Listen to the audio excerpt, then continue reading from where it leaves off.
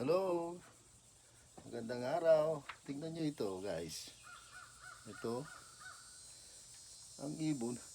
Dito siya gumawa ng pugad sa aming mailbox. Kaya nilagyan ko siya ng sign. Teka, ayan. Please do not disturb the bird nest. Place mail by the bench. Kaya yun, naglagay ako ng kahon dito sa bench. Yun ang ginawa ko na muna mailbox habang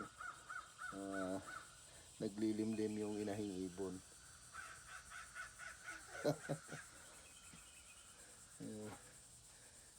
Ayan ang aming natapos din ang aming yard kahapon. Maghapon ako nagtrabaho rito. Nakatrim ng yard at ng grass. Ayan.